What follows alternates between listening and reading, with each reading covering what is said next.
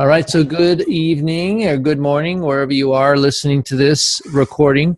My name is Craig Blanchett, and I'm an optimal health coach, lifestyle coach, if you will. And it's my pleasure, really, to bring you this a weekly training. Right now, we are going through Dr. A's Habits of Health book. And so tonight, we're going to be on chapter 15. It is Dr. A's Habits of Motion, and specifically part 1, which is the NEAT system. NEAT stands for non-exercise activity thermogenesis. And so it's a way to burn calories through non-structured exercise. And so tonight we're going to cover a little bit of what that looks like, how to get started in a program, and then we have a little quiz with a new program that we're going to be using called Kahoot. It's KAHOOT.IT. And so for those of you that are on live, you'll get to actually play with us, and this is how we're going to answer the questions. But I want to introduce Les Stevens. Les is one of the health coaches that's part of our team, Health Coaching Network, and he's actually also married to Betsy Stevens. And so they both are health coaches. And so tonight, Les and I are going to go through the NEAT system, and we're going to be covering, kind of sharing the burden for going over the 6 S's of success, and then Les has some other things that he wants to share. Do you have something you wanted to jump in to start, or you want me to just jump in and start with the stance section? I'll jump in. Great. So the 6 X's of success that Dr. A talks about, the first one is stance. And stance has to do with our posture. And so we have to think about when we're doing many things, sitting up, you can have your posture. And just by changing your posture throughout the day can actually change and burn more calories. Today, I was, what was I doing? I think I was driving in the car, and I just tried to pull my back away from the car, the back of the seat while I was driving, and it instantly caused my core to tense up and contract. And so I held that for like 30 seconds, and then I just continued to drive. And then I did that a few more times while I was driving. And then I went out to lunch with my wife. We go out to lunch on Tuesdays, and so I was sitting at the booth. I did the same thing. I pulled myself away from the back, and then I contracted my core. So I'm just trying to sit upright and contract my core muscles. And with that system, you can burn more calories, and you can do this anywhere. You just have to remember to do it, because otherwise you'll just sit there and watch TV. And so I've done this a lot. Another thing you can do that Dr. A talks about is you can actually flex your stomach muscles and take a deep breath in, and then I'm doing it right now. I don't know why, but there was the real world example. I'm crazy. Work with me, guys. Anyway, you can contract your core muscles and then take a deep breath in and then a deep breath out while you're contracting. And it's kind of hard and kind of challenging. And again, it's not gonna make a massive difference, but it's all these little things that build up. So anyway, excellent. All right, Les, so I'm going to unmute you, and I'll have you cover the second S, which is standing. Let's make sure we got, where'd Les go? He was right here just a minute ago. Did we scare him off? That's so funny. I'm sure he hit the wrong button. He'll be right back. I'm sure. What I'm going to do while he's getting logged back in is I'm going to jump over standing and jump into strolling. And so strolling, Doctor talks about, is basically walking, but walking starts with a W, so he added strolling. And basically it's just going on a walk. Most people shoot for about 5,000 steps a day minimum. Sometimes people move up to like 10,000. What we want to do is actually move you from the 5,000 up to the 10,000 steps per day. And one of the neat ways you can do that is you can get a smart pedometer. Fitbit has some really great models. You can actually use your smartphone for it. If you've got an Apple Watch, that'll do it. But there's a number of little smart pedometers that you can get on the market, and it'll count your steps throughout a day. And it's kind of fun to see how many steps. What Dr. A talks about is you start at a certain level, and then you add 100 additional steps each week. And this is a slow process of not doing too much too soon and then causing your getting injured or something like that. So those are the first two. Looks like Les might be having a challenge here. So I'm going to jump in and move on to Samba. And so Samba is essentially, Dr. A, when he talks about Samba, is just the idea of dancing. Nice, Martin. Yep. So Samba. Martin's got his Samba glasses on, I guess. But it's just doing different things. When my kids will do chores around the house, they always have headphones in, and so they're dancing and doing a little bit of stuff while they're vacuuming, and just different things you can do where you would actually be moving or dancing, putting on some music. I'm sure you've seen lots of movies where the person is actually dancing while they're doing some type of a chore. And so adding some dance, you may actually, as a hobby, a lot of Americans don't have hobbies in their life. They're too busy doing the have-to-dos, and they forget to actually have hobbies. And my wife wanted to do ballroom dancing for years. And so she took an intro class with my youngest son, Alexander.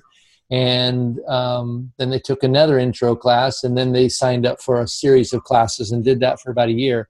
And so a couple times a week, they would go to class and learn these things, and they would practice. And that was a fun way to enjoy the relationship, but it was also a fun way for them to burn calories. So I went ahead and covered my three, and Les is back, little technical difficulties. And so what we'll do, let me see if I can hear you now. Go ahead and try and talk. Yeah, let's make sure we got you.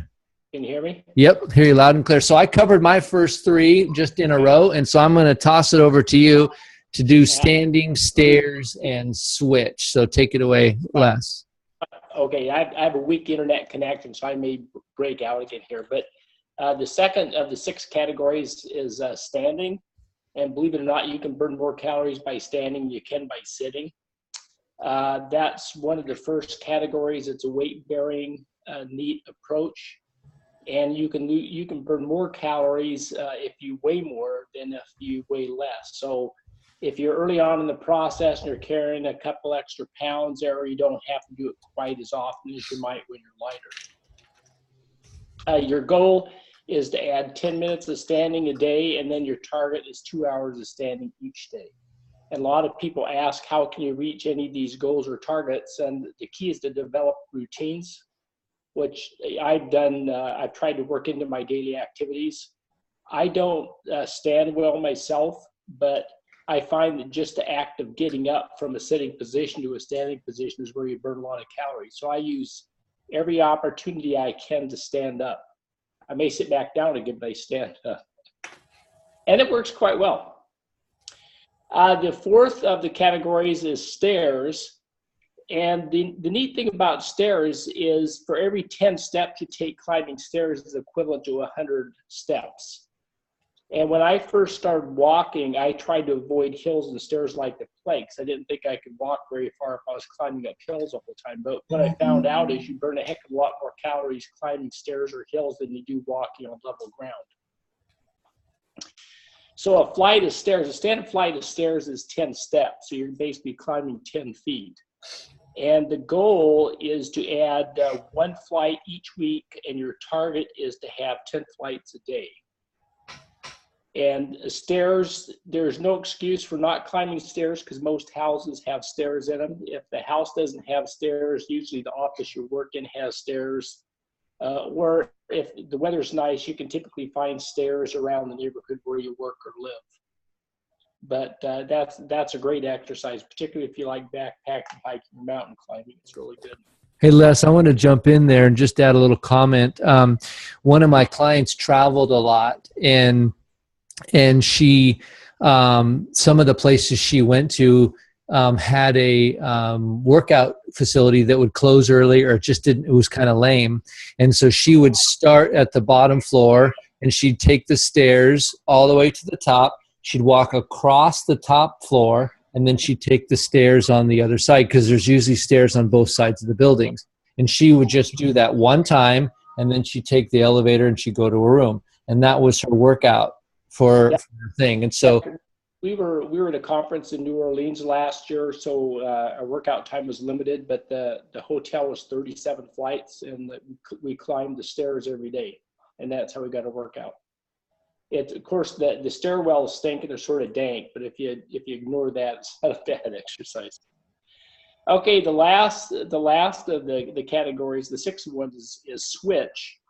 And it's something that you really don't think about too often, because we're always trying to make our lives easier by getting all these automated tools like electric can openers and garage door openers and remotes for your TV and whatnot. But by using those things, basically you're not moving or using your body. So what you want to do is to switch from an automated method to a manual method. Dishwasher is a good example. I know people don't like washing dishes, but you burn a lot of calories washing dishes. A manual can opener versus an electric can opener. Remotes, you get up and change a TV. We saw a sign, we were down in the Sisters area earlier this year, and we saw one of those little handmade billboards that said, "Life has no remote control, so get up and change it." And so we sort of remembered that. That was a good little thing. Can openers, remotes, snow blowers, anything you can do manually, do it, because it burns calories. And your goal is to add 1 or 2 substantial tasks per day, and the target is 10 manual tasks substituted per day as you move through the process. excellent. Perfect. Thank you. Now, do you have, so you shared some out of these, which one would you say was your favorite to add back in? Well, probably the stairs, because my goal is 100 stairs a day. So I have a routine. I go in early in the morning to work, and I walk for 45 minutes in Oregon City, and I can get 50 flights in. Oregon City is sort of a mini San Francisco for people that don't live in the area, so it's very hilly. I can get, in 45 minutes, I can get 50 flights, and then I work in 50 flights during the day, either during my walks at noon, early morning, or taking the stairs at work. Mm-hmm. And do you have a pedometer that you use to track your sites? I use Fitbit. I track everything in Fitbit. It tracks stairs, it tracks steps, it tells me how many calories I burn, and I also load my food every day, so I know how much I intake versus how much I burn. Yeah, awesome. Well, thank you for sharing those with us, Les. It's great to hear your personal experiences with these. I want to toss this out to the rest of the gang. And what's one of these that you have incorporated, or what's one of these that you would like to incorporate? And go ahead and just unmute yourself, and let's have just a little discussion. What sticks out to you here?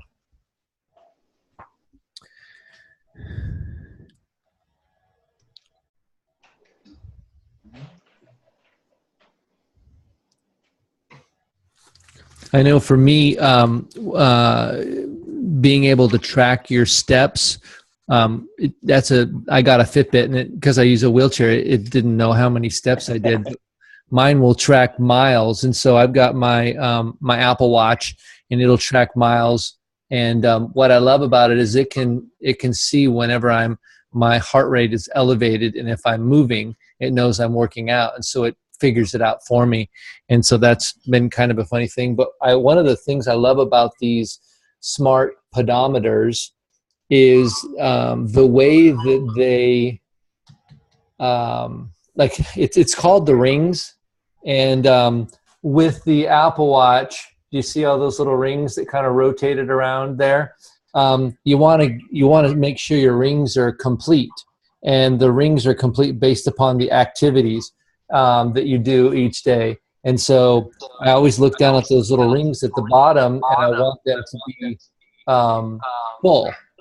And so that's one of the neat things. Or sometimes if you've got a Fitbit or something that tracks steps, and literally if it's at 9,500 steps for the day and your goal is 10,000, I bet you will walk in place before you get into bed and get those 500 steps. It's just a weird, it's something about that number and meeting that goal that's very satisfying for our brains. And so if you don't have one and you have a birthday coming up, you can get an inexpensive Fitbit for $50. You can get a pretty nice one for $100. And I would encourage you that if you think that's a lot of money, just think about this statement. I mean, if you have a pedometer and it encourages you to move, that's gonna change where you live in a good way. And so think about it as an investment into you rather than an expense. Or you could join the health games and win one. Yeah, that's true. Yeah, we have a bunch of side contests in the health games, and we give away Fitbits and a number of other little prizes. So who else has maybe an experience with a pedometer or one of these 6 S's that sticks out for you guys? Anyone?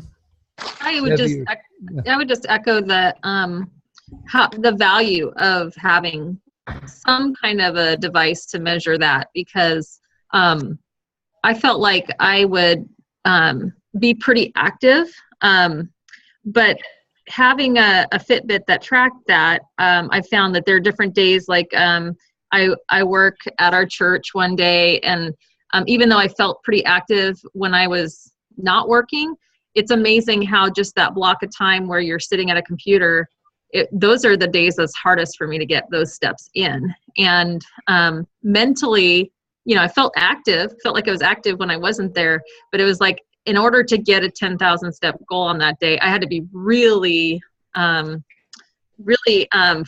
on that goal. Mm-hmm. And so, whereas another day, it might be pretty easy for me to get it in without even thinking about it. So It was helpful. Yeah. Excellent. Anybody else? Well, here's what I want to do. I want to go to our quiz. And so my phone timed out. So go back into your phone and we're going to play a little game quiz. And so it's called Kahoot.it. What I'm going to do is I'm going to share my screen, which will give you the login information. And I assume you guys can all see that. Let me see here. Can you guys see that? Yep. Is that showing up for you guys? Yep. A blue screen? Okay, great. So we've got 6 of us in here right now. And so it's 8 questions. What's going to happen is there's going to be a question that'll come up on the screen. And it'll, about 5 seconds, it'll move to the top of the screen. So it's still on there, but it's got to give some room for the different answers. And then on your phone, you're going to match up the color of the answer with the color of on your phone. You'll see how it works pretty quickly. And so I was going to read the questions, but I think I'll just let you read them. Just remember, the question doesn't go away. It just moves to the top of the screen up here where it says join. So we got 6 of us going, and here we go. All right, there's your first question. A neat point.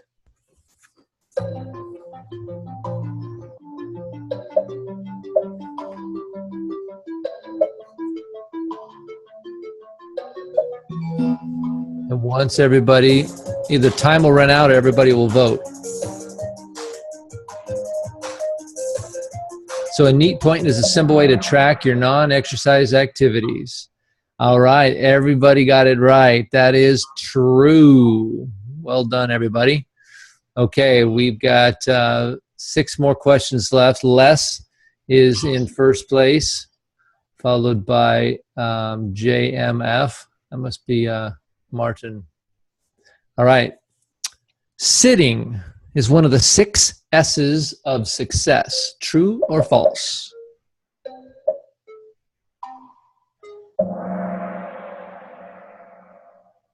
Okay. Looks like one person missed it. The rest of us got it right.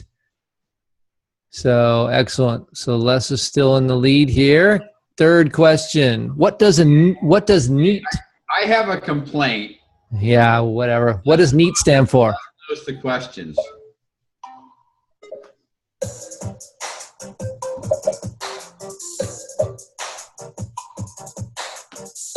So what does NEAT stand for? I have a challenge. One more. There we go. Stands for non-exercise activity thermogenesis. 100%. You guys are awesome. All right. How many NEAT points should your goal be per day for the first month?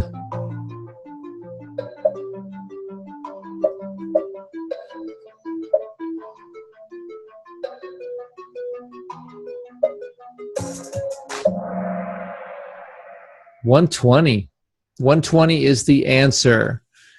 And so it's 120 NEAT points per day for the first month. So Dr. A talks about you can get NEAT points in a lot of different ways, but he wants us to do it kind of slowly and gradually build up to it so we don't injure ourselves. All right.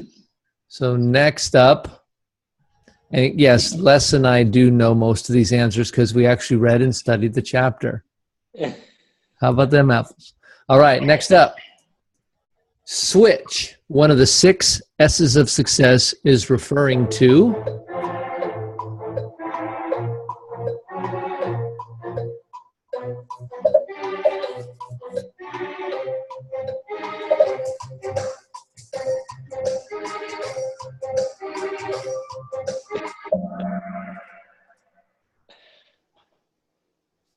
all right, so that was a simple way to burn calories using manual effort. Correct. All right, next up.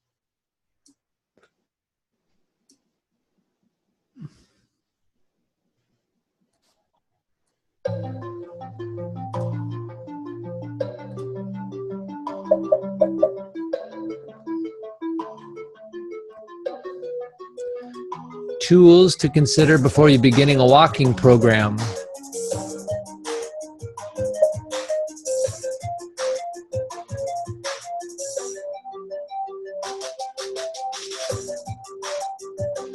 Got one more vote. Tools to consider before you're beginning a walking program are. So there were 3 right answers on that. The only one that wasn't right was a jackhammer. But that is a tool. All right. And 2 more questions yet. On Habits of Health, page 194, who is the health coach that is featured? Is it David Bush? Is it Craig Blanchett? Is it Lisa Castro? Or Alex McMillan?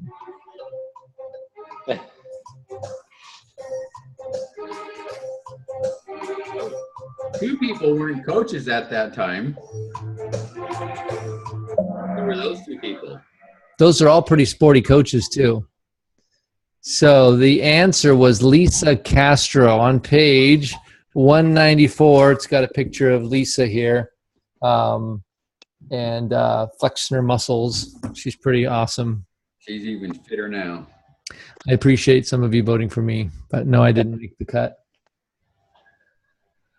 All right.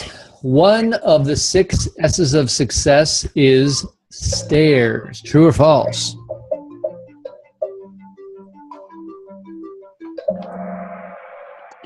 Answer is true. So stairs is one of the 6 S's of success. So the scoreboard is Les at 7,500, Martin at 7,055. I knew all the answers because I created the quiz, so I got them all right. I just wasn't as quick as some of these other people. Kim and Kathy. So there was our top leaderboard for tonight. So good job, everybody who played.